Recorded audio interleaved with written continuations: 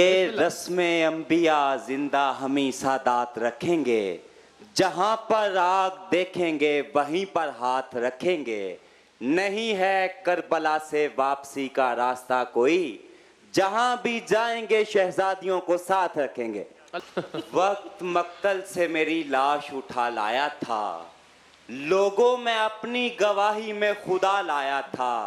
अब ये मौसम मेरी पहचान तलब करते हैं, मैं जब आया था यहाँ ताजा हवा लाया था। ताजा हवा निगार खानाए हैरत नुमा में जलता हुआ चिराग दूर से एक राज लग रहा था मुझे। अच्छा। वो तेग जिसको कई बार उसने चूमा था, बुलंद करने में एजाज लग रहा था मुझे। वाह। आंखें तुम्हारे हाथ पे रखकर मैं चल दिया, अब तुम पे मुनहसिर है कि कब देखता हूँ मैं।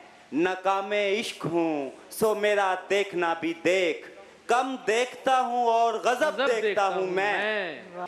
हुस्न को हुस्न बनाने में मेरा हाथ भी है, आप मुझको नजरअंदाज नहीं कर सकते जी।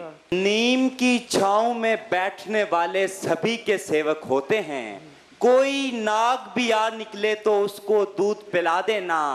फसल तुम्हारी अच्छी होगी जाओ हमारे कहने पर, अपने गांव की हर गोरी को नई चुनरिया ला देना।